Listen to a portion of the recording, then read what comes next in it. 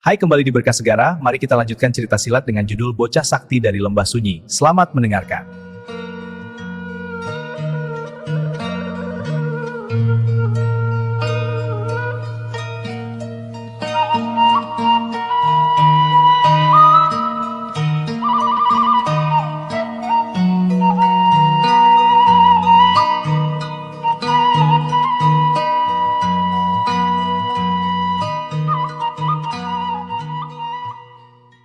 Sambil berkata demikian, Jaka Wulung menggendong anak orang utan itu, lalu keluar dari gubuknya yang berdiri di atas pohon besar. Ia bersiul panjang. Tidak lama kemudian, terdengar kepakan sayap besar dari kejauhan. Raja Wali Langkara datang melayang di udara, lalu menukik turun dan hinggap di dahan pohon yang tak jauh dari tempat Jaka Wulung berdiri. Dengan menumpang di punggung Raja Wali raksasa itu, Jaka Wulung terbang menuju tempat di mana dahulu ia pernah dikeroyok kawanan monyet liar. Sesampainya di sana, suasana tampak sunyi. Hanya ada beberapa ekor kera yang meloncat-loncat di antara cabang pohon. Ketika mereka melihat Jaka Wulung datang sambil menggendong anak orang utan, kawanan monyet itu tampak keheranan. Namun tak lama kemudian, beberapa dari mereka berlari pergi, seolah memanggil kawan-kawannya. Tak lama berselang, semakin banyak kera berdatangan. Di antara mereka tampak pula sepasang orang utan besar. Kedua orang utan itu tidak berani mendekat karena Raja Wali Langkara mendekam di dekat Jaka Wulung dengan sikap waspada. Namun mata mereka terbelalak ketika melihat anaknya berada dalam gendongan bocah itu. Si anak orang utan bahkan tampak riang, mencium pipi Jaka Wulung sambil berceloteh dengan suara khasnya. Jaka Wulung melihat ke arah mereka. Ia segera menurunkan anak orang utan itu dari gendongannya. "Adikku," katanya lembut sambil menunjuk ke arah dua orang utan yang berdiri di atas pohon. "Pergilah kau menemui ayah dan ibumu." Anak orang utan itu mengikuti arah yang ditunjuk. Begitu melihat kedua orang tuanya, ia langsung berlari sambil berceloteh riang. Sang ayah dan ibu tak tinggal diam. Mereka segera melompat turun dari pohon, lalu menyongsong anaknya. Si ibu langsung mengangkat anaknya ke dalam pelukan dan menciumnya penuh kasih sayang. Dalam pelukan ibunya, si kecil berceloteh sambil menunjuk-nunjuk ke arah Jaka Wulung. Seolah-olah ia sedang bercerita tentang pertolongan yang telah diberikan bocah itu. Sang ibu tampak sangat terharu, sedangkan sang ayah mengangguk-anggukkan kepalanya yang hampir botak. Jaka Wulung menyaksikan semuanya dengan senyum tipis. Kemudian ia berbalik menghampiri Raja Wali Langkara dan meloncat ke punggungnya. "Mari kita pergi, Langkara," katanya sambil menepuk bahu Raja Wali itu. Sesaat kemudian, burung raksasa itu telah mengepakkan sayapnya dan terbang tinggi ke udara. Di bawah sana, kawanan kera memandang mereka dengan berbagai suara celoteh. Walaupun hanya binatang, kawanan kera itu rupanya mengerti arti kebaikan. Sejak peristiwa itu, mereka tidak lagi memusuhi Jaka Wulung. Bahkan terjadi sesuatu yang lucu. Sejak hari itu, Jaka Wulung hampir tidak perlu lagi bersusah payah mencari buah-buahan untuk makanannya. Setiap pagi, ia selalu menemukan banyak buah berserakan di bawah pohon tempat gubuknya berdiri. Rupanya, buah-buah itu adalah kiriman dari kawanan kera yang merasa berterima kasih karena anak pemimpin mereka telah ditolong. Pada mulanya, buah-buah itu hanya dilemparkan begitu saja dari kejauhan. Mereka masih takut kepada Raja Wali Langkara. Namun Jaka Wulung segera memesan kepada Raja Wali sahabatnya agar tidak mengganggu kawanan kera itu. Lambat laun, Kera-kera itu mulai berani mendekat. Mereka bahkan menumpuk buah-buahan dengan rapi. Ada pula yang berani memanjat pohon dan meletakkan buah tepat di depan gubuk Jakawulung. Melihat semua itu, hati Jakawulung sangat terharu. Sejak saat itu, terjalinlah persahabatan antara dirinya dengan kawanan kera penghuni rimba. Pada suatu hari, untuk pertama kalinya, sepasang orang utan itu datang mendekatinya. Seperti manusia yang tahu tata krama, mereka berlutut di hadapan Jakawulung sambil menundukkan kepala. Di samping mereka berdiri anaknya yang juga ikut berlut. Jelaslah bahwa mereka ingin menyatakan terima kasih atas pertolongan yang telah menyelamatkan nyawa anak mereka. Jakawulung tertawa kecil. "Kilodra, Nyilodra, dan adikku kecil," katanya Rama. "Kita ini sudah menjadi sahabat. Tidak perlu banyak upacara. Bangkitlah, mulai sekarang kita saling menolong." Seolah memahami ucapan itu, kedua orang utan segera berdiri. Ketika itu, Jakawulung sedang duduk di atas batu besar di tepi sungai. Air sungai mengalir jernih, dan di dalamnya tampak banyak ikan berenang ke sana kemari. Kilodra, Nyilodra, dan anaknya menghampiri. Kilodra mengusap-usap tangan Jakawulung. Nyilodra menyentuh pipinya dengan lembut. Sementara si kecil meloncat ke pangkuan Jakawulung sambil berceloteh riang. Jakawulung tertawa dan mengelus kepala anak orang utan itu. "Cepatlah kau besar, Lodra kecil," katanya sambil tersenyum. "Nanti kau harus membantu aku mencari Kitabib Wirajati." Sejak hari itu mereka menjadi sahabat karib. Agar dapat bergaul lebih bebas dengan kawanan kera, Jakawulung mulai mempelajari gerak-gerik dan suara mereka. Dengan kecerdasan yang luar biasa, sedikit demi sedikit ia berhasil memahami bahasa kera. Walaupun tidak sepenuhnya, namun cukup baginya untuk berkomunikasi. Kadang-kadang ia hanya perlu membuka mulut dan menirukan suara mereka, maka kawanan kera itu segera mengerti perintahnya. Lama-kelamaan mereka semakin menghormatinya. Di mata kawanan kera, Jakawulung seperti pemimpin mereka. Setiap perintahnya dilaksanakan tanpa ragu. Dengan adanya Kilodra sebagai teman berlatih, tenaga Jakawulung pun meningkat pesat. Pada awalnya, sekali saja Kilodra mencengkeram tangannya, Jakawulung tidak mampu melepaskan diri. Namun lama-kelamaan kekuatan bocah itu bertambah. Tangannya semakin kuat, tubuhnya semakin tangkas. Akhirnya keadaan berbalik. Kini justru Kilodra yang sering kewalahan menghadapi tenaga Jakawulung. Melihat kemajuan yang luar biasa itu, Jakawulung sangat gembira.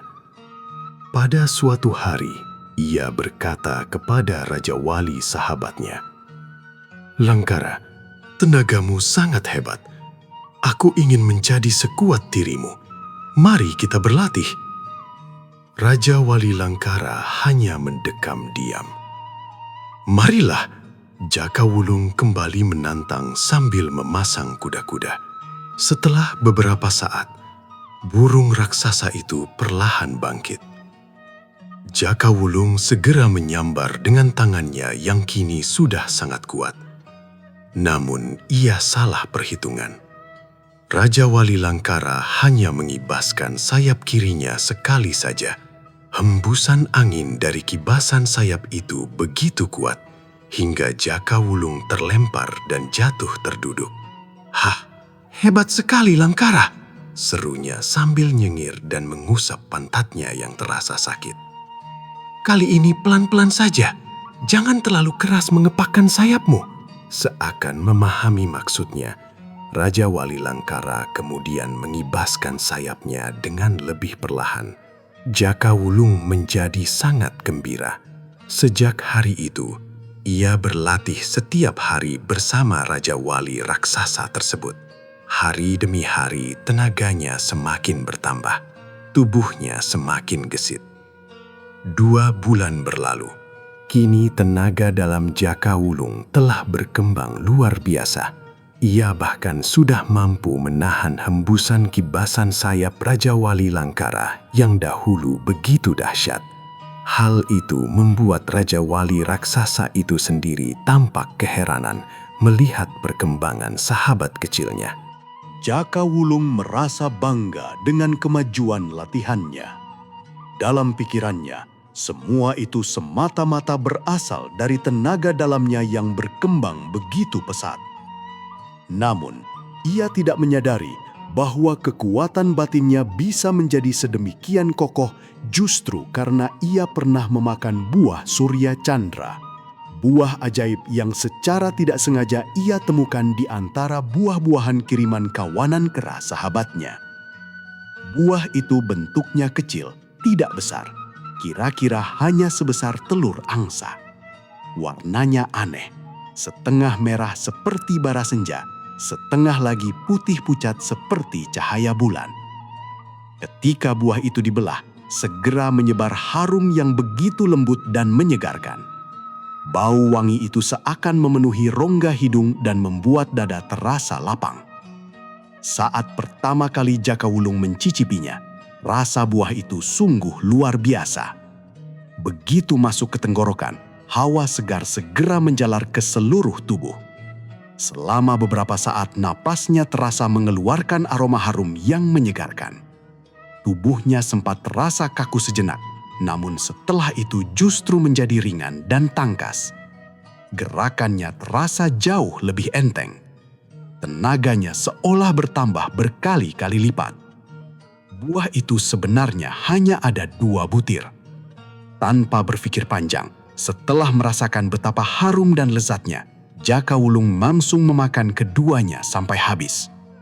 Ia tidak tahu dari mana kawanan kera mendapatkan buah ajaib tersebut. Padahal, jauh sebelumnya, Ki Tabib Wirajati pernah berkata bahwa bakat Jakawulung memang luar biasa. Bocah itu bukan saja mampu menghafal seluruh ajaran sang tabib sakti, tetapi juga telah menguasai rahasia ilmu totok jalan darah yang tercatat dalam kitab rahasia totok pusaka. Namun, meskipun demikian, Jakawulung masih memerlukan latihan tenaga alam yang sempurna agar benar-benar menjadi pendekar besar. Biasanya, untuk menyempurnakan tenaga dalam seseorang dibutuhkan waktu yang sangat lama. Bukan 1-2 tahun, melainkan puluhan tahun. Meski begitu, Ki Tabib Wirajati pernah yakin bahwa dengan bimbingannya, dalam waktu kurang dari 10 tahun, ia dapat menjadikan Jakawulung seorang pendekar yang hampir tak tertandingi. Sayangnya, takdir berkata lain. Baru 2 tahun Ki Tabib Wirajati melatih tenaga dalam bocah itu, tiba-tiba terjadi malapetaka. Datangnya kawanan penjahat dari kelompok 5 iblis Gunung Xiaoshan membuat keadaan menjadi kacau. Dalam pertempuran yang sengit, Ki Tabib Wirajati tergelincir ke dalam jurang yang sangat dalam. Sejak saat itu, jejaknya tidak pernah ditemukan lagi. Jakawulung telah berhari-hari, bahkan berbulan-bulan mencarinya, tapi hasilnya nihil. Kini, setelah ia mampu menahan kebasan sayap Raja Wali Langkara yang begitu dahsyat, diam-diam Jakawulung merasa gatal ingin menguji kekuatannya. Ia sadar tenaga dalamnya sudah sangat kuat. Namun, ia tidak berani menyerang Raja Wali kesayangannya itu dengan sungguh-sungguh karena takut melukainya. Lalu kepada siapa lagi ia bisa berlatih? Pada suatu malam yang sunyi, Jakawulung keluar dari gubuknya. Sekarang ia tidak lagi perlu turun dengan meloncat dari cabang ke cabang seperti dulu. Dengan sekali gerakan ringan, tubuhnya sudah melayang turun ke tanah. Ilmu meringankan tubuhnya benar-benar telah mencapai tingkat luar biasa. Tidak jauh dari tempat itu terdapat sebuah lapangan kecil yang dikelilingi banyak pohon tinggi dan rendah. Tempat itu sering ia gunakan sebagai arena latihan. Di bawah cahaya bulan yang terang, Jakawulung mulai melatih ilmu silat warisan Ki Tabib Wirajati dengan tangan kosong. Pukulannya luar biasa kuat. Setiap kali tangannya bergerak, terdengar suara angin menderu.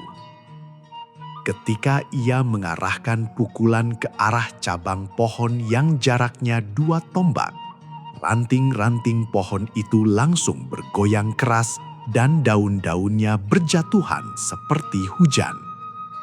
Gerakannya begitu cepat dan gesit. Siapapun yang tidak melihat dengan mata kepala sendiri pasti tidak akan percaya bahwa bocah berusia 14 tahun dapat memiliki tenaga dalam sedemikian hebat.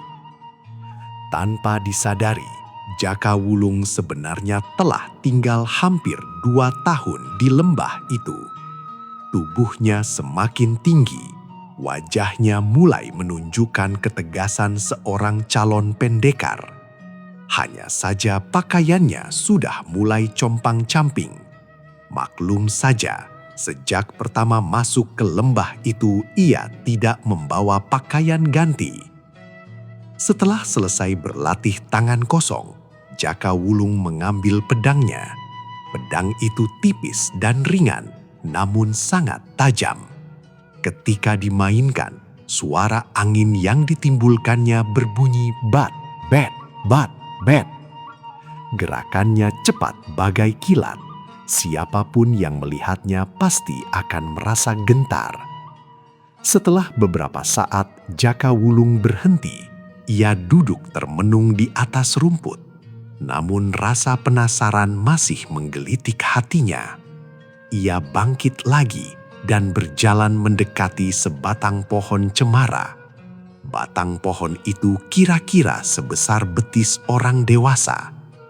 Jaka Wulung memasang kuda-kuda. Ia mengerahkan seluruh tenaga dalamnya. Dari ubun-ubunnya seolah keluar hawa tipis seperti embun putih. Ia berdiri kira-kira 1 tombak dari pohon itu. Lalu kedua tangannya diayunkan ke depan bersamaan. Wus! Angin dahsyat menyembur keluar dari telapak tangannya. Krak! Pohon cemara itu langsung patah dan tumbang ke tanah. Jaka Wulung berdiri bengong. Ia sendiri terkejut melihat kekuatan pukulannya. Celaka, gumamnya pelan. Dengan tenaga seperti ini, aku tidak boleh sembarangan memukul orang. Tanpa ia sadari, dari atas pohon besar tak jauh dari situ, Raja Wali Langkara sedang memperhatikan semuanya. Burung raksasa itu memandang dengan mata terbelalak ketika melihat Jaka Wulung mampu merobohkan pohon hanya dengan 1 dorongan tenaga. Setelah selesai, Jaka Wulung kembali ke pohonnya. Dengan gerakan walet menembus awan, tubuhnya melesat ke atas. Sebentar saja ia sudah kembali ke dalam gubuknya. Namun malam itu ia tidak bisa tidur. Ia terus memikirkan dari mana sebenarnya tenaga dahsyat itu berasal. Tiba-tiba terlintas dalam benaknya buah Surya Chandra yang pernah ia makan. Apakah karena buah itu? Ia mulai ragu. Namun ia ingat jelas, setelah memakan buah tersebut, tubuhnya memang terasa berubah. Lebih ringan, lebih gesit, tenaganya meningkat berkali-kali lipat. Keesokan harinya Jaka Wulung segera mengumpulkan semua kawanan kera sahabatnya. Dengan bahasa kera yang sudah cukup ia kuasai, ia bertanya, "Siapa di antara kalian yang pernah membawa buah kecil berwarna merah putih sebesar telur angsa?" Puluhan kera itu langsung ribut berceloteh. Mereka saling memandang dan bertanya satu sama lain. Tak lama kemudian seekor kera bertubuh kecil namun sangat lincah melompat ke depan. Ia berlutut di hadapan Jaka Wulung sambil mengangguk-nganggukkan kepalanya. Jaka Wulung langsung berseri-seri. "Ah, jadi kau rupanya yang membawakan buah itu, Ki Jangkung," katanya sambil mengelus kepala si lutung kecil itu dengan penuh kasih. Kera yang dipanggil Pegan oleh Loin itu kini oleh Jaka Wulung disebut lutung panon bodas. Tubuhnya kecil namun gerakannya luar biasa lincah, bahkan melebihi kawan-kawannya. Sepasang matanya tampak putih seluruhnya, seolah bola matanya terbalik. Namun anehnya, ia dapat melihat dengan jelas seperti biasa. Bahkan ada keistimewaan lain. Dengan mata aneh itu, pada malam hari yang gelap gulita sekalipun ia dapat melihat dengan terang seakan-akan siang hari. Lutung Panon Bodas memiliki sahabat yang hampir sama gesit dan cerdasnya. Kera yang satu ini kepalanya dipenuhi bulu putih. Tubuhnya sedikit lebih tinggi tetapi sama kurusnya. Oleh Jakawulung ia diberi nama Lutung Sirah Bodas. Dua lutung itulah yang paling disayang oleh Jakawulung. Kelakuan mereka lucu dan sering membuatnya tertawa, baik dari cara mereka berceloteh maupun tingkah lakunya. Bagi Jakawulung, mereka bukan sekedar hewan liar. Mereka adalah penghibur setia di lembah sunyi itu. Selain itu, dalam hal mengantarkan buah-buahan mereka tidak pernah sembarangan memetik. Selalu buah yang paling matang dan istimewa yang mereka persembahkan kepada Jakawulung. Karena itulah, Jakawulung sangat menghargai keduanya. Ketika kepalanya dielus-elus, Lutung Panon Bodas tampak sangat senang. Matanya bahkan melirik bangga ke arah kawanan kera lain. "Lutung Panon Bodas," kata Jakawulung dalam bahasa kera. "Coba ceritakan dari mana kau mendapatkan buah itu. Apakah masih ada lagi?" Lutung kecil itu menggeleng. Mulutnya langsung berceloteh sambil tangannya menunjuk-nunjuk ke arah barat. Jakawulung memperhatikan dengan saksama. Ia cukup mengerti cerita itu.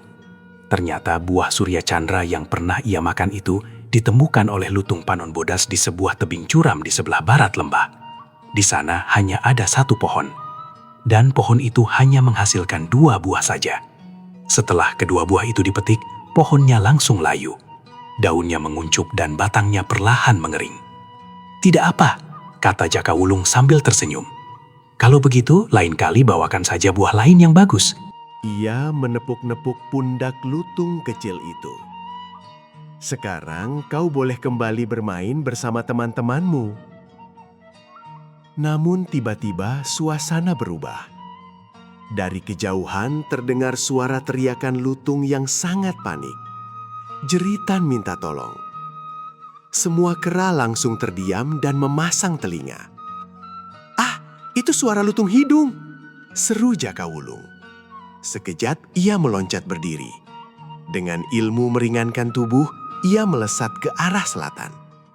Kawanan kera pun menjadi panik. Mereka semua berlari menyusul dengan kecepatan penuh. Sementara itu, Raja Wali Langkara sudah lebih dahulu mengepakkan sayapnya dan terbang mendahului.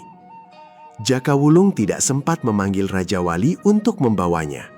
Ia tahu sahabatnya lebih membutuhkan pertolongan cepat. Tak lama kemudian, Jakawulung tiba di sebuah lapangan terbuka. Di sana, ia melihat Raja Wali Langkara sedang bertempur dengan seorang manusia. Pertarungan itu berlangsung sengit. Tak jauh dari situ tampak lutung kolot tergeletak di tanah. Tubuhnya dipeluk oleh lutung hidung yang menangis sambil menjerit-jerit meminta tolong. Jakawulung segera menghampiri mereka. Melihat kedatangannya, lutung hidung tampak sangat lega. Ia langsung berceloteh panjang menjelaskan kejadian yang baru saja terjadi. Ternyata lutung kolot tadi sempat bertempur dengan manusia itu. Namun ketika lengah, ia terkena senjata beracun. Jakawulung tidak banyak mendengarkan cerita itu. Ia segera memeriksa luka sahabatnya. Keadaannya memang parah. Mata lutung kolot hampir terpejam. Namun Jakawulung merasa lega. Luka itu belum cukup untuk merenggut nyawanya.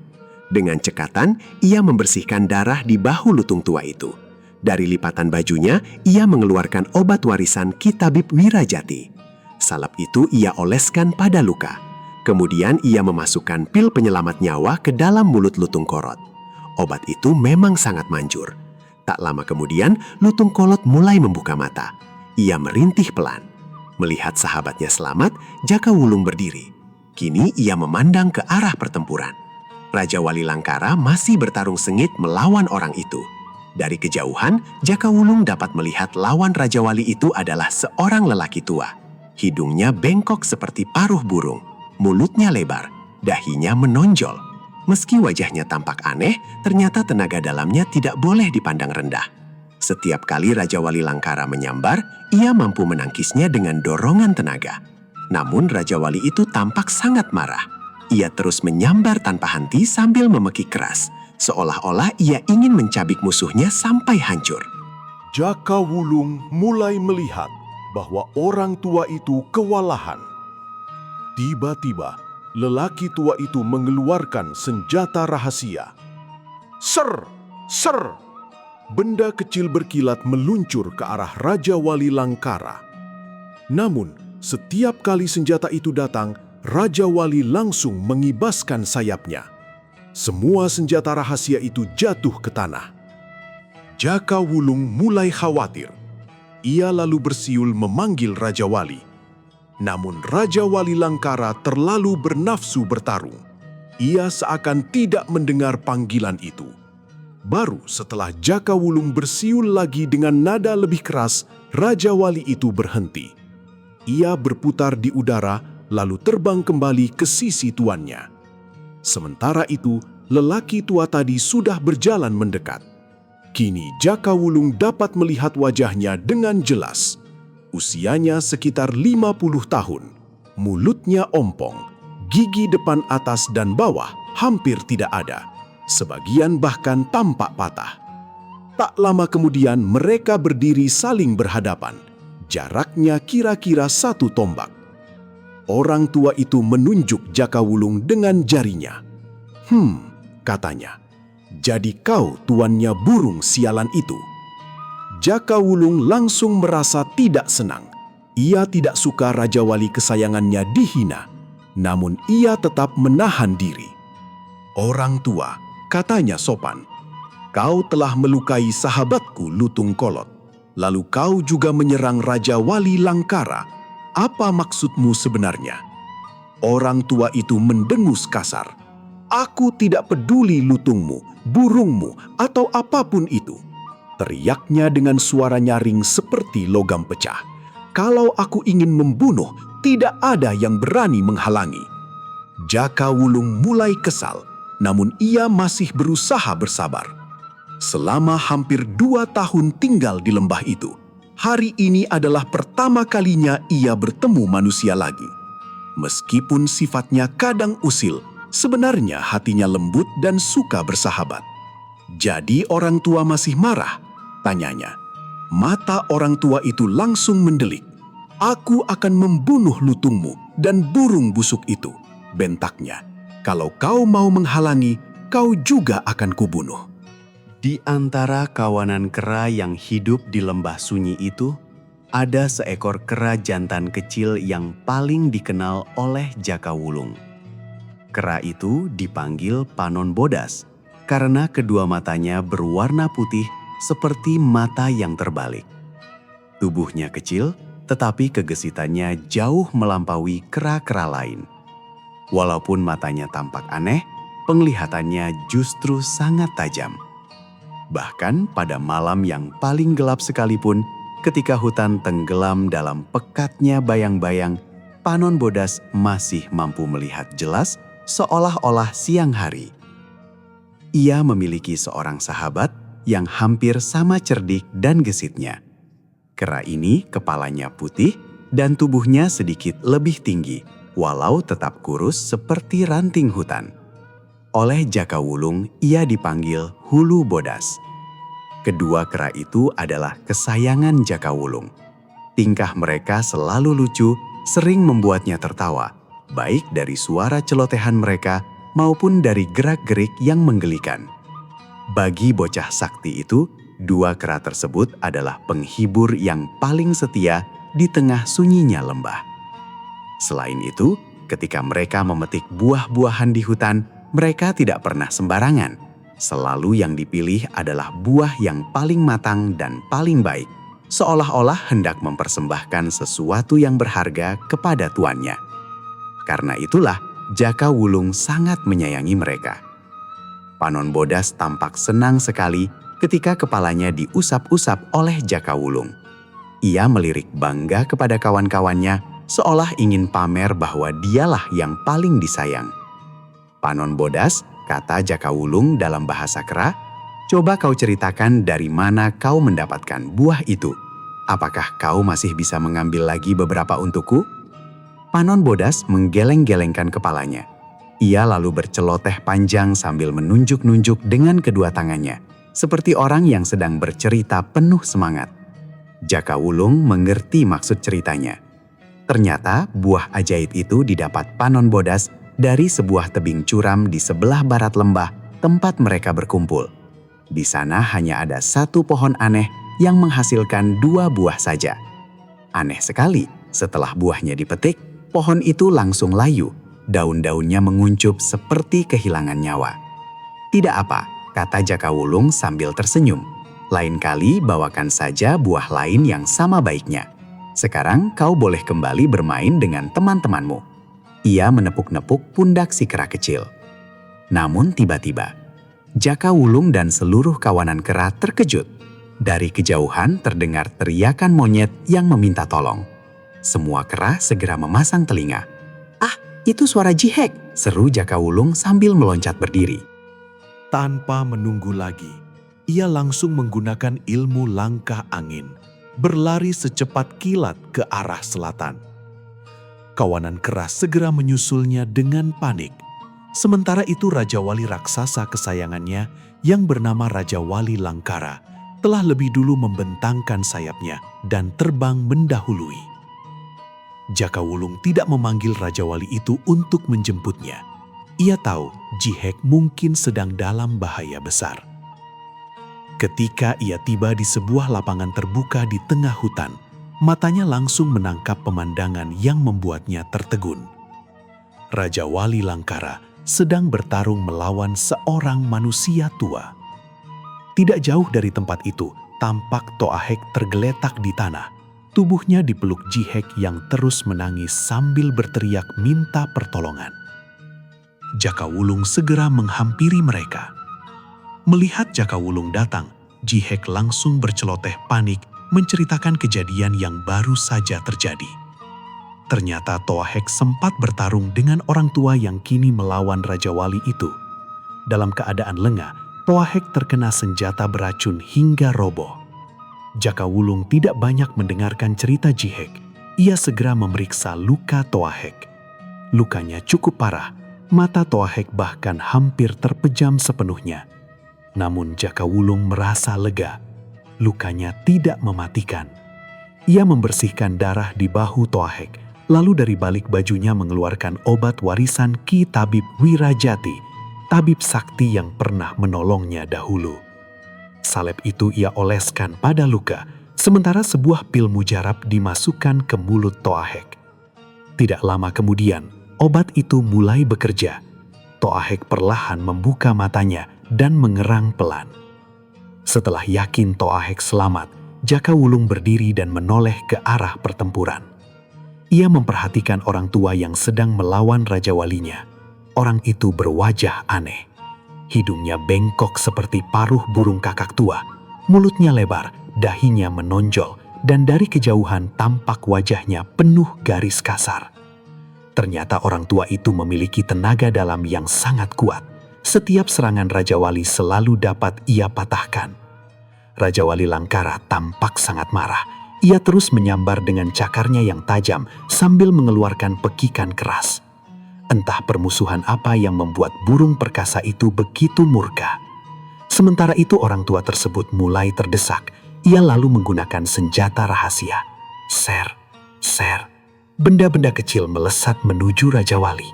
Namun setiap kali senjata itu datang, Raja Wali Langkara menepisnya dengan kebasan sayapnya hingga jatuh ke tanah. Melihat itu, Jakawulung mulai khawatir. Ia segera bersuit memanggil Raja Wali kesayangannya. Namun Raja Wali itu masih terlalu marah untuk mematuhi. Baru setelah suitan kedua terdengar lebih keras, burung raksasa itu akhirnya memutar tubuhnya dan terbang mendekati tuannya. Pada saat yang sama, orang tua itu juga berjalan menghampiri. Kini Jakawulung bisa melihat wajahnya dengan jelas. Usianya sekitar 50 tahun. Selain wajahnya yang aneh, gigi depannya juga banyak yang ompong. Mereka berdiri berhadapan kira-kira sejauh 1 tombak. Orang tua itu menunjuk Jakawulung. Jadi kau ini tuan dari burung celaka itu. Jakawulung tidak suka Raja Walinya dihina. Leluhur, katanya tenang. Kau telah melukai Toahek dan tadi juga hendak mencelakai Raja Wali Langkara. Apa sebenarnya maksudmu? Orang tua itu tertawa kasar. Aku tidak peduli Toahek, Jihek, atau siapapun. Kalau aku ingin membunuh, tidak ada yang boleh menghalangi. Suaranya nyaring seperti gong retak. Jakawulung mulai merasa kesal, tetapi ia tetap bersikap sopan. Selama hampir 2 tahun hidup di lembah itu, inilah pertama kalinya ia kembali bertemu manusia. "Apakah leluhur masih marah?" tanyanya tenang. Mata orang tua itu melotot. "Aku akan membunuh orang utan itu dan burung busukmu. Kau mau apa?" Jakawulung mengedipkan matanya, pura-pura takut. "Leluhur sebenarnya siapa? Bolehkah aku tahu namamu?" Orang tua itu tertawa keras sambil menepuk dadanya. "Hahaha, baiklah supaya kau mati tanpa penasaran. Aku adalah Ki Siluman Alis Patah, Rangga Cukrakala, pendekar dari negeri timur." Jakawulung tidak terlalu kaget mendengar nama itu. Yang membuatnya heran justru sikap orang tua itu yang seperti orang setengah gila. Namun sebelum ia sempat berpikir lebih jauh, Ki Siluman Alis Patah tiba-tiba mengibaskan lengan bajunya. Seketika hembusan angin keras meluncur ke arah Jakawulung. Namun bocah itu tetap berdiri di tempatnya sambil tersenyum. Ki Siluman Alis Patah tertegun. Ia menambah tenaga pukulannya hingga 7 bagian kekuatan. Tetapi hasilnya tetap sama. Jakawulung masih berdiri santai. Tenaga dalam bocah itu ternyata jauh berada di atasnya. "Silahkan saja kalau kau ingin membunuh Toahek," kata Jakawulung santai. Ucapan itu membuat Ki Siluman Alis Patah naik pitam. Ia meloncat menyerang dengan kedua tangannya. Angin pukulannya membuat debu dan tanah berterbangan. Namun ketika serangannya tiba, Jakawulung sudah menghilang. Orang tua itu berputar kaget. Ternyata bocah itu sudah berdiri di belakangnya dengan santai. "Tanah tidak berdosa. Kenapa kau pukuli begitu ganas, leluhur?" katanya sambil tersenyum nakal. Malu dan marah bercampur dalam hati Ki Siluman Alis Patah. Ia mengerahkan pukulan mautnya, tetapi sekali lagi pukulannya hanya menghantam tanah kosong. Jakawulung sudah menghilang lagi. Ketakutan mulai merayap di hati orang tua itu. Akhirnya, ia memutuskan melarikan diri. Raja Wali Langkara segera mengejar dari udara. Cakarnya hampir saja mencengkram kepala orang tua itu. Untunglah, ia berguling di tanah lalu melompat pergi dengan jurus ikan gabus meletik melarikan diri secepat mungkin. Jakawulung tertawa terpingkal-pingkal melihat kejadian itu. Ia segera memanggil Raja Walinya agar tidak mengejar terlalu jauh. Burung itu masih tampak marah. Jakawulung mengusap sayapnya lembut. "Tenanglah, Raja Wali Langkara. Jika suatu hari kita bertemu lagi dengan orang itu, kita beri dia pelajaran." Raja Wali itu akhirnya menganggukkan kepalanya. Sebenarnya kalau Ki Siluman Alis Patah, Rangga Cukrakala, tidak berniat menaklukkan si orang utan, lalu meneruskan perjalanannya begitu saja, tentu tidak akan terjadi apa-apa. Sebab Toahek sendiri sama sekali tidak memperdulikannya. Namun Rangga Cukrakala tertarik melihat tubuh Toahek yang besar, tegap, dan penuh tenaga. Dalam hatinya, ia berpikir, jika makhluk ini dapat ditaklukkan dan dijadikan pembantu, tentu akan sangat berguna untuk diperintah melakukan berbagai pekerjaan. Dengan pikiran itu, ia segera mendekat dan mulai mengganggu. Ia sengaja memancing kemarahan Toahek. Usahanya berhasil. Tak lama kemudian Toahek terdengar menggeram keras, tanda bahwa ia mulai marah. Dengan gerakan cepat yang disebut macan hideng nyekel mangsa, jurus mencengkram seperti macan hitam, Rangga Cukrakala meloncat menerjang. Tangan kanannya menyambar lengan kiri Toahek, hendak mencengkramnya.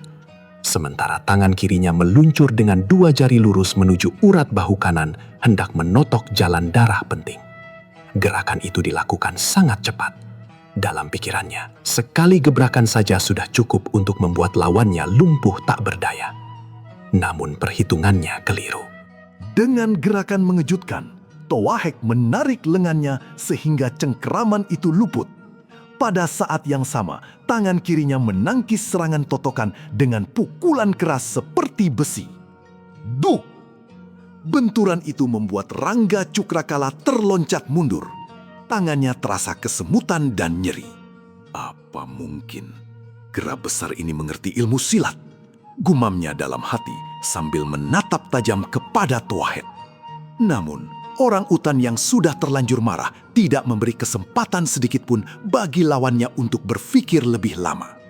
Dengan tangan besarnya yang berbulu, Towaheq langsung menyerang bertubi-tubi. Rangga Cukrakala terpaksa mengerahkan seluruh gegesitannya untuk menghindari setiap serangan. Ia tidak berani lagi membenturkan tangannya dengan tangan Towaheq.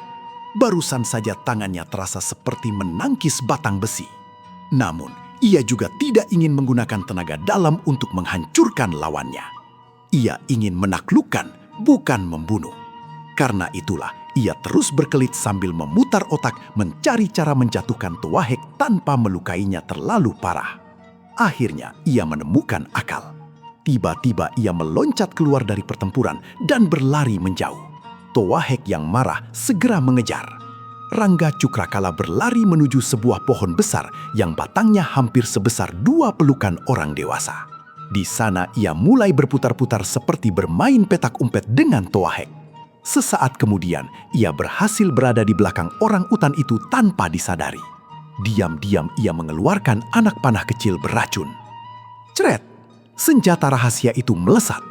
Towaheq menjerit keras. Anak panah itu menancap di pundaknya. Tubuhnya langsung roboh ke tanah. Rangga Cukrakala tertawa terbahak-bahak. Ia merasa sangat puas. Namun, baru saja ia hendak mendekati Towaheq yang terjatuh.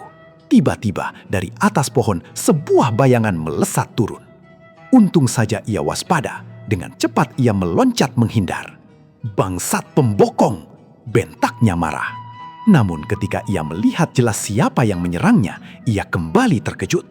Ternyata bukan manusia, melainkan orang utan betina. Itulah Jihek, pasangan Towaheq yang datang hendak menolong suaminya. Melihat kemunculan Jihek, wajah Rangga Cukrakala berubah bengis. Nafsu membunuh tampak jelas di matanya. Ia segera mengerahkan tenaga dalam dan bersiap menghantam Jihek dengan satu pukulan maut. Tetapi tepat pada saat Jihek berada dalam bahaya, tiba-tiba terdengar pekikan Raja Wali dari udara. Seekor burung raksasa menyambar turun seperti perahu terbang yang hendak mendarat. Itulah Raja Wali Langkara. Burung perkasa itu langsung menyambar Rangga Cukrakala. Karena cabang-cabang pohon menghalangi gerakannya, Raja Wali itu tidak dapat mencakar dengan sempurna. Namun, sayapnya yang besar tetap sempat menyapu tubuh Rangga Cukrakala. Orang itu terpental dan berguling-guling di tanah. Dengan cepat ia menjauh dari pohon, lalu meloncat berdiri lagi di tempat terbuka.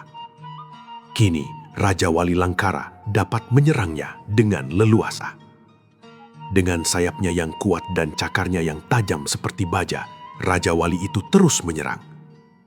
Namun, Rangga Cukrakala bukan orang sembarangan. Ia adalah tokoh yang cukup terkenal dalam dunia persilatan. Tidak mudah baginya untuk dikalahkan oleh seekor burung, walaupun burung itu luar biasa ganas. Setelah memperbaiki posisinya, ia mulai membalas serangan dengan pukulan-pukulan jarak jauh. Setiap pukulannya menghembuskan angin dahsyat. Itulah ilmu pukulan yang dikenal dengan nama pukulan angin kosong.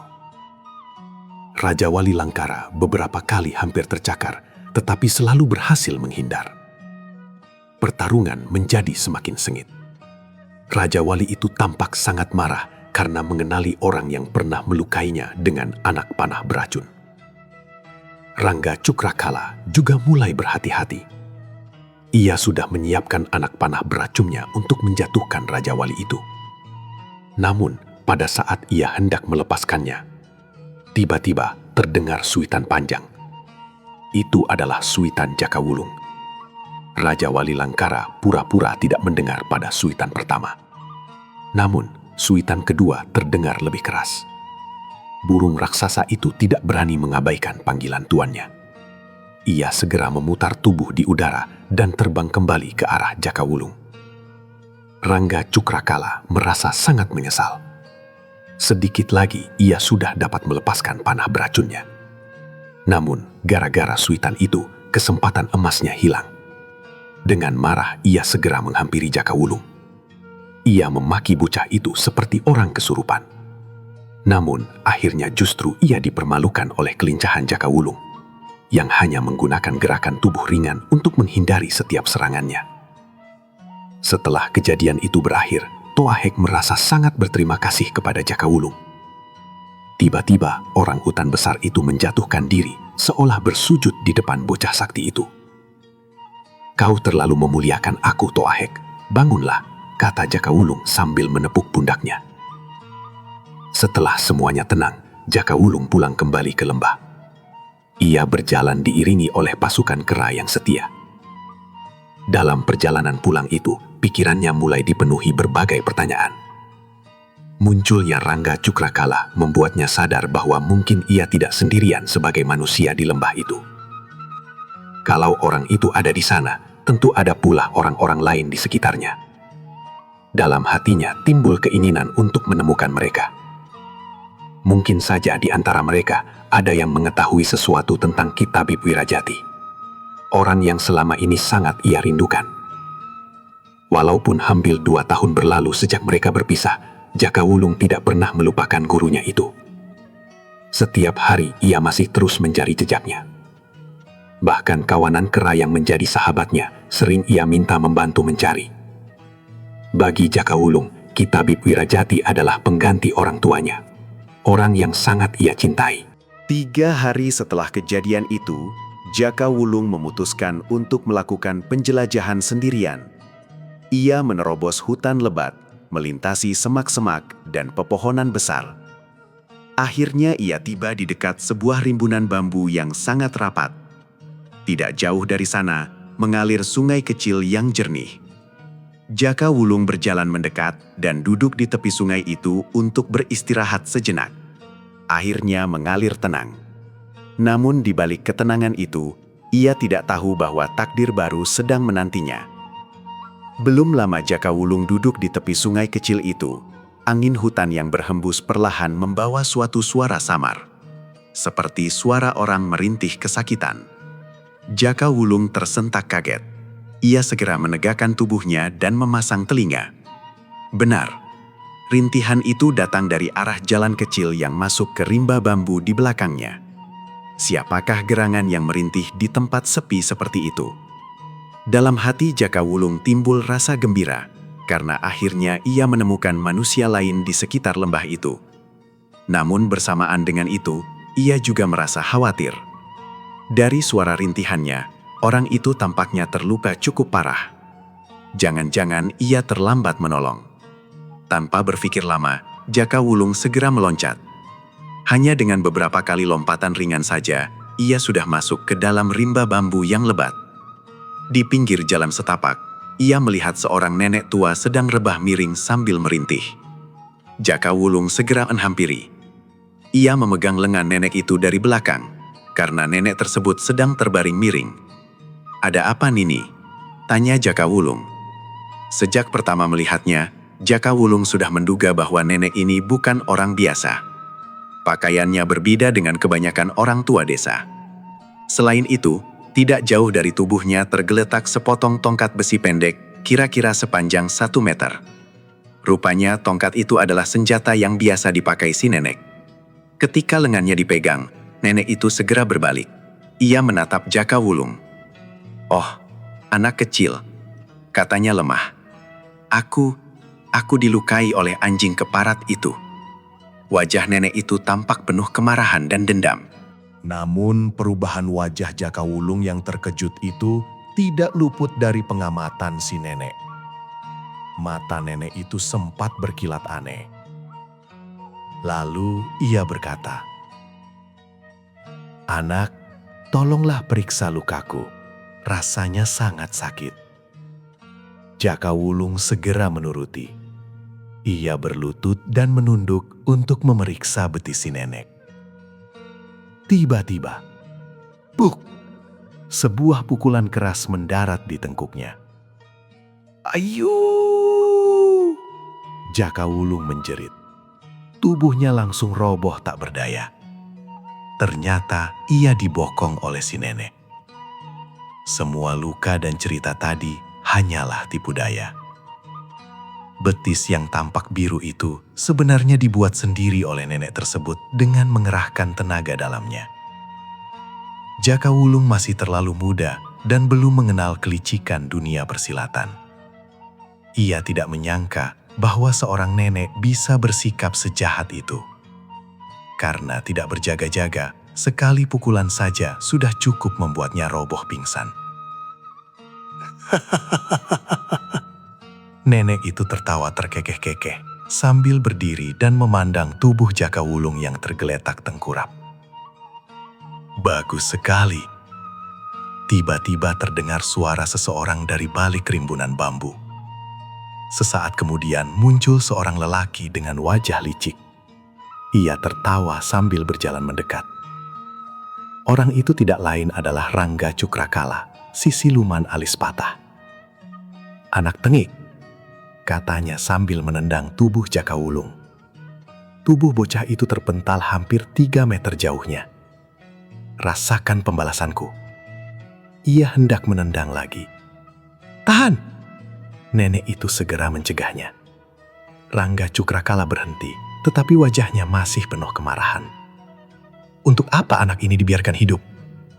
katanya kesal. "Bunuh saja. Selesai urusan." Nenek itu tidak menjawab. Ia berjalan mendekati tubuh Jaka Wulung lalu berjongkok. Perlahan ia membalikan tubuh bocah itu hingga terlentang. Jaka Wulung tampak pucat dan tidak sadarkan diri. Nenek itu menempelkan telapak tangannya di dada bocah itu. Ia masih merasakan napas yang sangat lemah. Ia menatap wajah Jaka Wulung lama sekali. Kemudian ia menghela napas. "Mungkin anak ini memang keturunannya dia," katanya pelan. Namun cukup jelas terdengar oleh Rangga Cukrakala. Siluman alis patah itu ikut berjongkok. "Sebenarnya, siapa yang kau maksud, Nini?" tanyanya curiga. Nenek itu menatap kosong ke depan. "Dia..."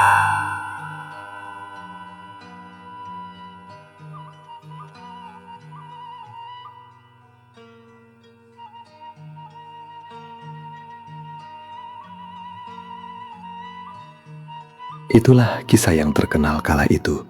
Silir angin dari rimba bambu berhembus perlahan. Belum lama bocah itu duduk di tepi jalan setapak ketika tiba-tiba telinganya menangkap suara lirih yang memecah sunyi. Seperti suara orang merintih menahan sakit.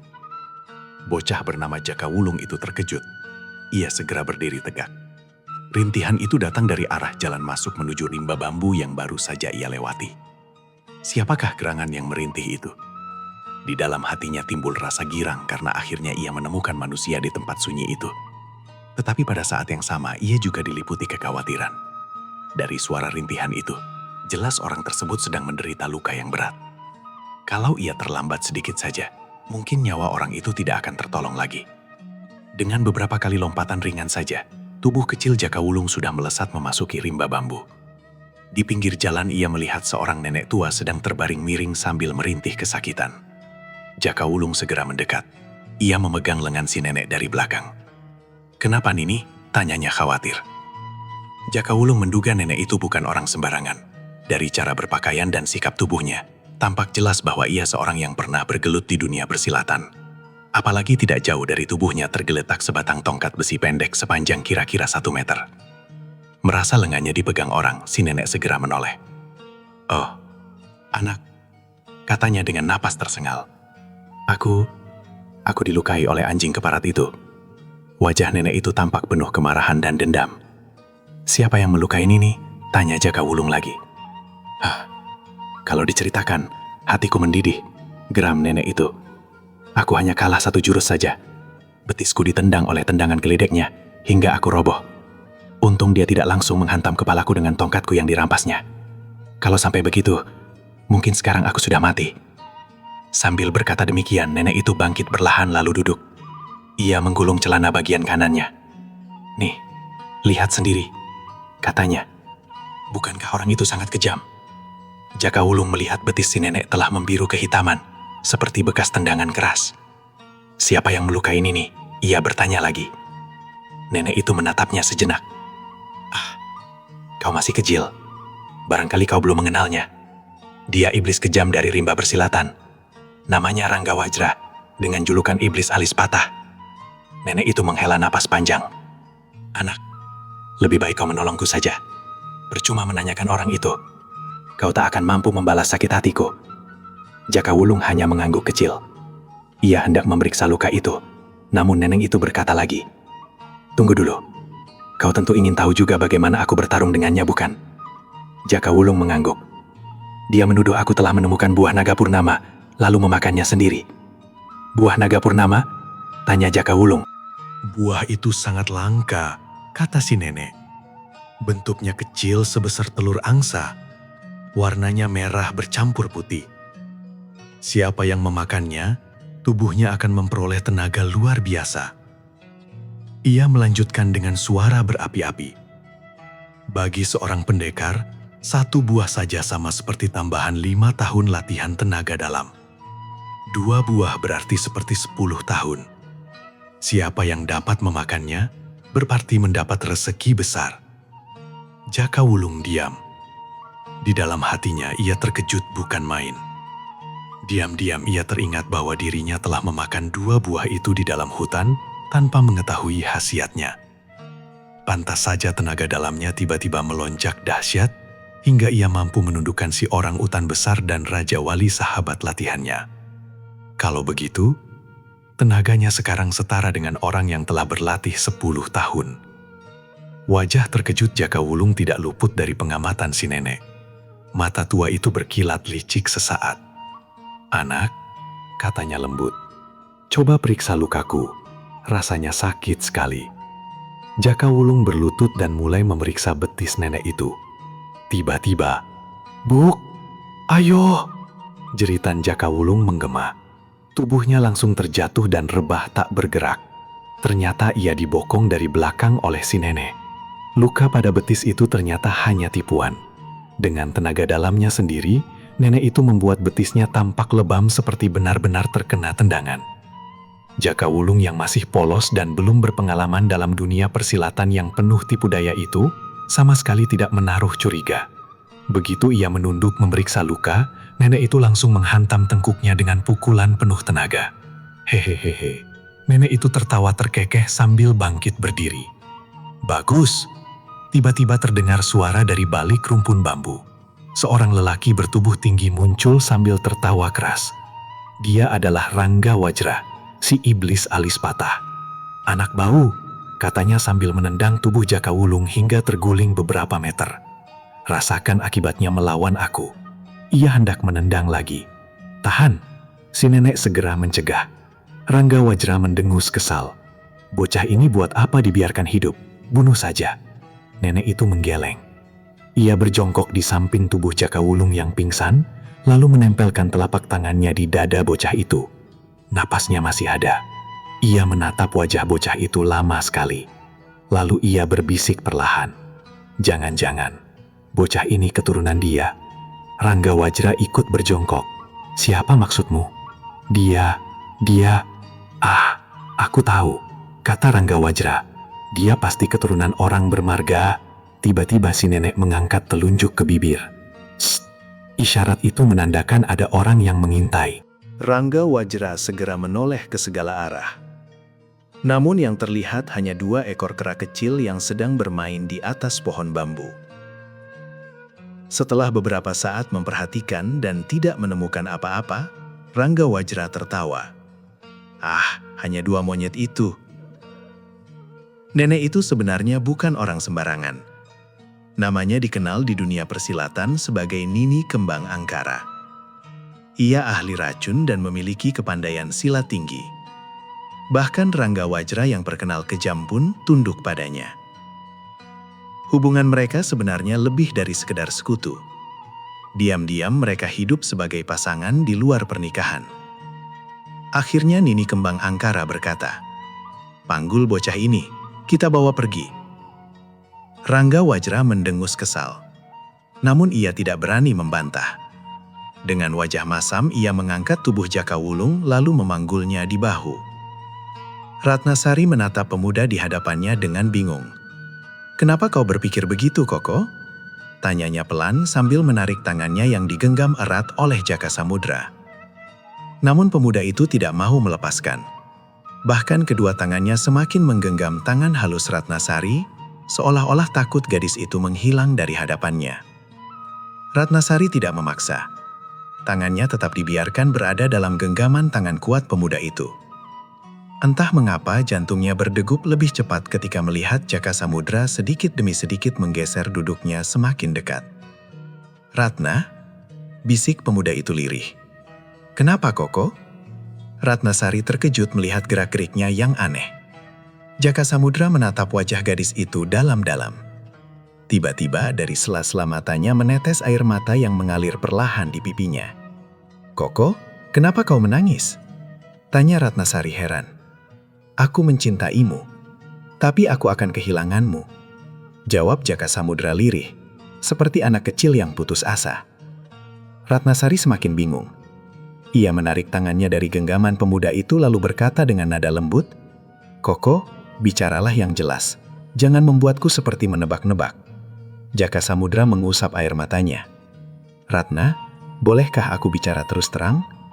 "Kenapa tidak boleh?" jawab gadis itu. "Katakan saja." Pemuda itu menarik napas panjang. "Ratna, aku akan kehilanganmu, karena kau sudah ditunangkan dengan Rangga Wajra." Ucapan itu belum selesai ketika Ratnasari sudah melonjak berdiri. "Apa? Dari mana kau tahu?" "Guru yang mengatakan padaku," jawab Jaka Samudra. Ratnasari tampak sangat terkejut. "Kenapa ayah tidak pernah mengatakan hal ini kepadaku?" katanya heran. Jaka Samudra menundukkan kepalanya lagi. "Dengan pertunangan itu, hilanglah semua harapanku. Bukankah itu berarti aku akan kehilanganmu, Ratna?" Ratnasari memandang pemuda di hadapannya dengan perasaan iba. Ia tahu Jaka Samudra adalah pemuda yang tulus. Meski Rangga Wajra tampan dan pandai mengambil hati ayahnya, hatinya sendiri sebenarnya lebih condong kepada Jaka Samudra. Bahkan panggilan yang ia gunakan menunjukkan kedekatan itu. Seharusnya ia memanggil kakak seperguruan. Namun ia memilih memanggilnya Koko, panggilan yang terasa lebih dekat di hatinya. Perlahan Ratnasari mengangkat tangannya. Ia memegang dagu Jaka Samudra dan mengangkatnya hingga mata mereka saling bertemu. "Koko, jangan khawatir," katanya sambil tersenyum manis. "Aku akan menjadi milikmu." Ucapan itu bagaikan embun yang jatuh pada tanah kering. Wajah Jaka Samudra yang tadi diliputi keputusasaan langsung berubah cerah. Tanpa sadar ia meraih tubuh Ratnasari dan memeluknya erat. Gadis itu tidak menolak. Ia hanya menundukkan wajahnya dalam pelukan pemuda yang sangat dicintainya. Jaka Samudra mencium pipi kanan Ratnasari perlahan. "Ratna?" "Iya, Koko," jawab gadis itu lirih. "Bolehkah aku menciummu lagi?" Ratnasari hanya mengangguk kecil sambil tersenyum. Pemuda itu lalu mencium pipi kirinya. Keduanya saling berpelukan dengan penuh kasih. Namun tiba-tiba, suara tawa mengejek menggema di taman bunga. Dua insan yang sedang tenggelam dalam lautan asmara itu terkejut. Mereka segera melepaskan pelukan dan meloncat menjauh. Di hadapan mereka telah berdiri seorang pemuda lain. Dialah Rangga Wajra. Dengan senyum sinis ia berkata, "Bagus, bagus sekali perbuatan kalian." Ratnasari berdiri terpaku. Wajahnya pucat. Sementara Jaka Samudra menundukkan kepala seperti orang bersalah. Ratnasari menutup wajahnya dengan kedua tangan. Rasa malu membuatnya menangis. Tanpa berkata apa-apa ia berlari masuk ke dalam rumah. Kini tinggal dua pemuda yang saling berhadapan. "Jaka Samudra," bentak Rangga Wajra dengan suara kasar. "Tidakkah kau tahu Ratna sudah menjadi milikku? Apa kau pura-pura tuli terhadap perkataan guru?" Jaka Samudra tidak menjawab. Ia hanya menundukkan kepala. Sebenarnya Rangga Wajra tidak sengaja mengintip mereka. Ketika berjalan ke taman bunga, ia bermaksud memetik sekuntum bunga untuk diberikan kepada Ratnasari. Ia ingin menghadiahkannya setelah Ki Jagatirta memberitahukan pertunangan mereka nanti sore. Ki Jagatirta memang telah memutuskan memilih Rangga Wajra sebagai menantunya. Selain tampan, pemuda itu pandai mengambil hati gurunya. Lagi pula ada hubungan keluarga jauh antara mereka. Namun Ki Jagatirta belum sempat memberitahu putrinya. Ia tahu Ratnasari lebih menyukai Jaka Samudra. Karena itu ia berniat memberitahukan secara perlahan. Sementara kepada Jaka Samudra ia sudah memberi peringatan agar pemuda itu mengundurkan diri. Namun yang terjadi justru sebaliknya. Hubungan kedua anak muda itu malah semakin dekat. Kini Ranggawajra sendiri menyaksikan kejadian itu dengan mata kepalanya. Amarahnya meledak. "Bajingan!" teriaknya. "Berani kau merebut calon istriku?" Seketika ia menerjang. Tangannya meluncur cepat ke arah kepala Jaka Samudra dengan jurus pukulan gunung menggunjang. Serangan itu datang sangat cepat, dipenuhi amarah yang membara. Jika mengenai sasaran, kepala Jaka Samudra pasti akan remuk seketika. Namun pemuda itu bukan orang lemah. Ia cepat menggeser tubuhnya ke samping. "Berhenti!" serunya. Ranggawajra menarik kembali pukulannya yang mengenai tempat kosong. Matanya melotot penuh kemarahan. "Apalagi yang ingin kau katakan?" bentaknya dingin. "Bersiaplah menerima kematianmu hari ini." Bersamaan dengan itu, Ranggawajra sudah melompat maju hendak menyerang lagi. Namun Jaka Samudra cepat mengelak sambil berkata dengan nada menahan diri, "Kakang seperguruan adalah kakangku. Aku hanya adikmu.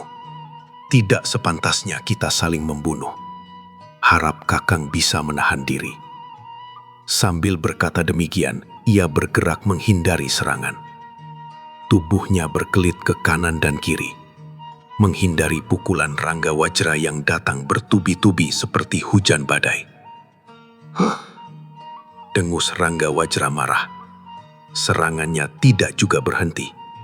"Maafkan aku jika harus melawan," kata Jaka Samudra akhirnya. Ia tidak mau terus-menerus mengalah. Maka dua saudara seperguruan itu pun saling bertarung dengan sengit. Dalam waktu singkat saja, mereka telah bertukar 28 jurus. Ranggawajra semakin penasaran untuk menjatuhkan adik seperguruannya itu. Sebenarnya, dalam hal kepandaian, Ranggawajra sedikit lebih unggul. Sebagai kakak seperguruan, ia memiliki tenaga dalam yang lebih matang. Namun karena bertarung dengan penuh amarah, gerakannya menjadi kurang teratur. Sebaliknya, Jaka Samudra bertarung dengan pikiran jernih. Akibatnya, keadaan menjadi berimbang. Tiba-tiba, Ranggawajra menggunakan tipu gerakan hiu menggulung ombak. Kepalan tangan kirinya meluncur menghantam wajah lawan. Bersamaan dengan itu, dua jari tangan kanannya menotok urat bunga bahu, jalan darah di pundak kiri Jaka Samudra. Serangan itu datang hampir bersamaan dan sangat cepat. Namun Jaka Samudra juga tidak kalah sikap. Tangan kanannya menangkis pukulan yang menuju wajahnya.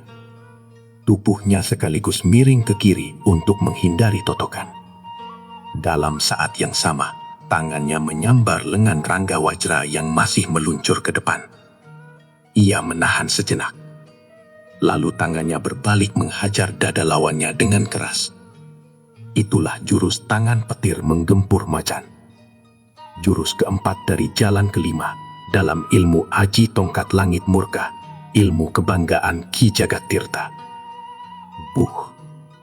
Pukulan itu mengenai sasaran dengan telak. Ranggawajra menjerit ngeri. Darah segar langsung menyembur dari mulutnya. Tubuhnya terpental, lalu jatuh keras ke tanah. Ia pingsan seketika.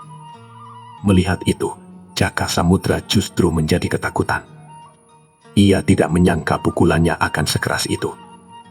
Namun bukannya menolong dan membawa kakak seperguruannya masuk ke rumah untuk meminta pertolongan guru mereka, ia justru merasa panik. Tanpa pikir panjang, ia segera melarikan diri dari tempat itu. Tak lama kemudian, Ki Jagattirta pulang dari bertamu di rumah sahabatnya. Ratnasari segera memberitahu ayahnya bahwa kedua muridnya baru saja bertarung. Ki Jagattirta segera bergegas ke taman belakang dengan maksud melerai. Namun semuanya sudah terlambat. Yang ia temukan hanyalah Ranggawajra tergeletak pingsan dengan dada berlumuran darah. Sang guru terkejut bukan main. Cepat ia memeriksa luka di dada murid kesayangannya itu. Setelah itu, ia mengangkat tubuh Ranggawajra dan membawanya masuk ke rumah. Ratnasari mengikuti dari belakang sambil menangis tersedu-sedu. Ki Jagattirta sangat marah. Ia bersumpah akan menghukum Jaka Samudra. Namun sejak kejadian itu, pemuda tersebut menghilang tanpa jejak. Tak seorang pun tahu kemana ia pergi. Hal itu membuat hati Ratnasari sangat berduka. Karena merasa semua kejadian itu terjadi akibat dirinya, Ki Jagattirta menghukum putrinya. Ia memerintahkan Ratnasari merawat Ranggawajra sampai sembuh. Ratnasari tidak berani membantah.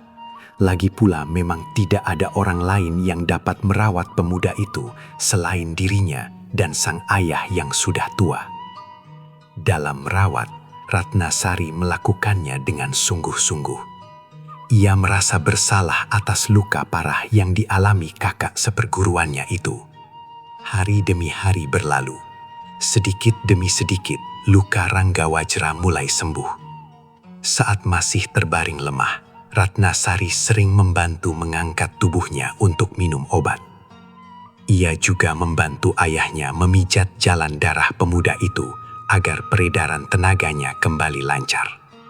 Karena sering bertatap muka dan bersentuhan, hati Ratnasari perlahan berubah. Perasaannya mulai condong kepada Ranggawajra.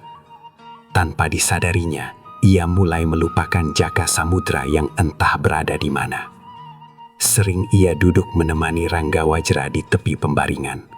Mereka berbincang-bincang dengan akrab. Dari memegang jari, tangan mereka kemudian saling menggenggam. Ranggawajra yang terkenal ceriwis sering menggoda gadis itu. Ratnasari hanya tersenyum. Namun pada suatu malam, tiba-tiba Ranggawajra meniup padam api lilin di kamar. Ruangan menjadi gelap gulita. Ratnasari merasakan tangannya ditarik kuat. Tubuhnya terjerumus menubruk tubuh pemuda itu di atas pembaringan. Ia mencoba memberontak, namun dua tangan kuat sudah memeluknya erat. Ciuman Ranggawajra yang bertubi-tubi membuat tubuh Ratnasari menjadi lemas tak berdaya. Ratna, oh Ratna, Kakang, jangan. Hanya kata-kata itu yang terdengar sayup-sayup dari balik pintu kamar. Malam menjadi sunyi. Tak lama kemudian, semuanya tenggelam dalam keheningan. 2 minggu setelah peristiwa itu, rumah Ki Jagattirta dipenuhi keramaian. Diadakan pesta besar. Ratnasari dinikahkan dengan Ranggawajra. Banyak sahabat lama Ki Jagattirta datang menghadiri pesta tersebut. Di antara para tamu, ada seorang yang sangat dihormati. Seorang lelaki bernama Ki Racun Mandala. Ia datang bersama putrinya yang bernama Nyi Ratna Racun. Rumah mereka berada di sebelah selatan kediaman Ki Jagattirta. Melihat dirinya diperlakukan sangat terhormat, Ki Racun Mandala tampak sangat angkuh. Ia hampir tidak memandang para tamu lain yang hadir. Sebagian tamu bahkan enggan mendekatinya karena takut menyinggung perasaannya. Bukan karena ilmu silatnya sangat tinggi atau karena ia seorang hartawan. Ia disegani karena ilmu racunnya. Ki Racun Mandala sangat mahir meracik berbagai racun mematikan. Dalam kalangan hitam dunia persilatan, namanya sangat terkenal. Banyak penjahat menggunakan racun buatannya untuk melapisi senjata rahasia mereka. Di kalangan dunia hitam, ia dikenal dengan julukan Si Racun dari Rajapura. Sedangkan putrinya, Nyi Ratna Racun, yang sebaya dengan Ratnasari, telah mewarisi hampir seluruh kepandaian ayahnya. Dan dari sinilah, kisah besar yang kelak mengguncang dunia persilatan tanah Pasundan mulai perlahan bergerak. Dengan Ratnasari Gandara sudah saling mengenal baik karena mereka pernah belajar di pesantren ilmu dan sastra yang sama. Meskipun parasnya cantik jelita, hati Gandara tidaklah secantik wajahnya. Ia mudah iri dan cemburu, maka tidaklah mengherankan bila ia menaruh iri terhadap Ratnasari yang mendapatkan Rangga Wiranata sebagai suami, seorang pemuda gagah dan tampan yang terkenal di daerah itu. Sama seperti Ratnasari, Gandara pun telah kehilangan ibunya sejak kecil. Ibunya meninggal ketika ia berusia 8 tahun. Sejak itu ia hidup bersama ayahnya dan bibinya, kakak perempuan ibunya, yang menggantikan peran sang ibu yang telah tiada. Namun Gandara jauh lebih dimanja oleh ayahnya dibandingkan Ratnasari oleh orang tuanya. Gerak-geriknya hampir tak pernah dikekang. Ia bebas pergi berkelana seharian, bahkan tidak pulang semalam suntuk pun ayahnya jarang menegur. Sang ayah percaya penuh bahwa putri tunggalnya mampu menjaga diri. Begitulah, sepulang dari menghadiri sebuah undangan pesta, pikirannya mulai bekerja. Ia mencoba mencari bayangan seorang lelaki yang lebih gagah dan lebih cakap daripada suami Ratnasari. Gandara memang cantik memikat. Banyak pemuda yang diam-diam mengincarnya.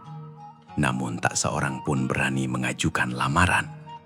Semua segan kepada ayahnya yang termasyhur sebagai seorang tokoh persilatan yang disegani di daerah itu.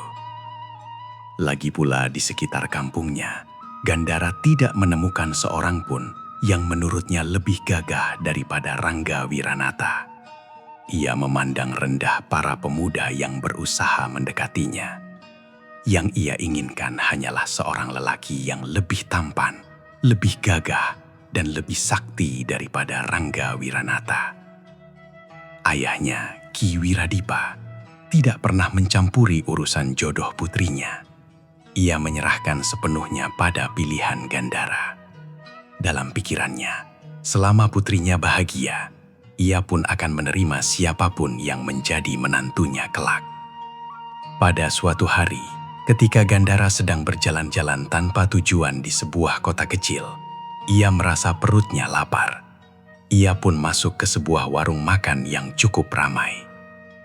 Namun tabiatnya yang angkuh langsung tampak.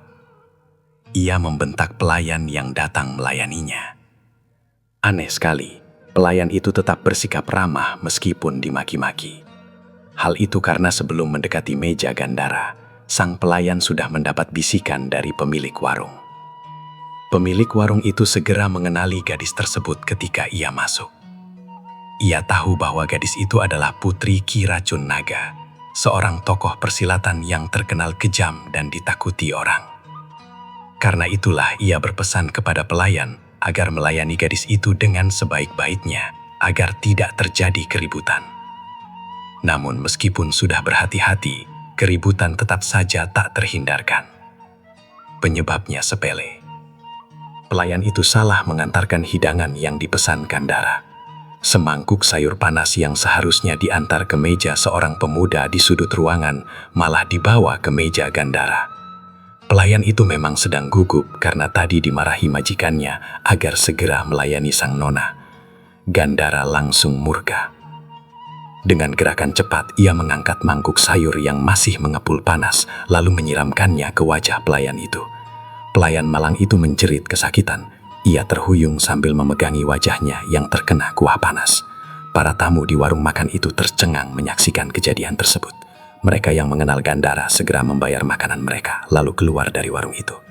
Tak seorang pun ingin terlibat masalah dengan gadis yang terkenal galak itu. Namun para tamu yang datang dari luar daerah berdiri dari tempat duduk mereka dan memandang dengan wajah tidak senang. Termasuk seorang pemuda yang duduk di pojok ruangan. Pemuda yang sebenarnya memesan hidangan yang baru saja disiramkan ke wajah pelayan tadi. Pemuda itu bangkit dari tempat duduknya. Dengan langkah tenang ia berjalan mendekati Gandara yang sedang tertawa terpingkal-pingkal melihat pelayan itu kepanasan sambil menutupi wajahnya dengan kedua tangan. Pemuda itu menyingkirkan pelayan tersebut dengan lembut, lalu berdiri di depan Gandara. "Nona, perbuatanmu sudah keterlaluan." Gandara mengangkat kepalanya. Ia terkejut. Yang menegurnya adalah seorang pemuda berpakaian seperti seorang murid perguruan silat. Di punggungnya terselip sebilah golok pendek. Tubuhnya tinggi ramping, wajahnya tampan dan gagah. Bahkan menurut pandangan Gandara, pemuda itu lebih tampan daripada Rangga Wiranata. Diam-diam hatinya bergetar. Pemuda ini pantas menjadi pasanganku, pikirnya. Namun wataknya yang angkuh membuatnya tidak suka ditegur orang. Ia bangkit dari duduknya dan menatap pemuda itu dengan dingin. "Kalau begitu, kau mau apa?" katanya menantang. Pemuda itu tetap tenang. Pelayan itu tidak melakukan kesalahan besar. "Mengapa kau harus berbuat sekejam itu?" "Ya, memangnya kau mau apa?" bentak Gandara. Wajahnya malah tampak berseri-seri, seolah ia menganggap remeh pemuda di depannya. Pemuda itu tidak gentar, namun pemilik warung justru ketakutan setengah mati. Meskipun takut, ia tetap mencoba maju untuk melerai. Sudah, kejadian kecil saja, tak perlu diperpanjang, katanya sambil mencoba memisahkan mereka. Namun tiba-tiba, plak! Sebuah tamparan keras mendarat di pipi pemilik warung. "Jangan ikut campur," bentak Gandara dengan mata melotot. "Aku tidak suka wajahmu muncul di antara kami." Pemilik warung itu mundur sambil memegangi pipinya yang panas. Kelakuannya yang konyol membuat Gandara tertawa cekikikan. Matanya melirik pada pemuda tampan itu. Pemuda itu hanya berdiri diam. Gandara mengangkat tangannya yang putih halus. "Bagaimana? Kau juga ingin merasakan ini?" katanya dengan nada mengejek. Pemuda itu tersenyum tipis. "Coba saja." Tanpa menunggu lagi, Gandara mengayunkan tangannya menampar pipi pemuda itu. Namun, tamparannya hanya mengenai angin kosong. Pemuda itu telah berkelit dengan ringan. Wajah Gandara langsung memerah karena malu. Ia segera menyerang lagi. Kali ini kedua tangannya bergerak sekaligus menggunakan jurus bidadari menebar kembang. Tamparan beruntun menghujani wajah pemuda itu. Namun, semua serangan itu tetap gagal. Pemuda itu bergerak lincah seperti bayangan. Tak satu pun tamparan Gandara yang mengenainya. Akhirnya Gandara berhenti sendiri. Baru ia sadar bahwa ia hanya menampari udara. Pemuda itu kini sudah berdiri beberapa langkah darinya dengan senyum mengejek di bibirnya. Gandara semakin naik darah. "Berani sekali kau mempermainkan ya." Ia menendang bangku hingga terpental balik meja lalu meloncat menyerang. Tangan kanannya mencengkram ke arah dada pemuda itu, sementara tangan kirinya menyambar ke urat nadi di iga kanan lawan. Serangan itu cepat dan ganas, namun pemuda itu tetap tenang. Saat tangan kanan Gandara hampir mengenai dadanya, tangan kiri pemuda itu bergerak mencekal pergelangan tangan Gandara. Pada saat bersamaan, tangan kanannya menekan tangan kiri Gandara ke bawah. Gandara terkejut. Dadanya terasa sesak karena tekanan tenaga dalam pemuda itu.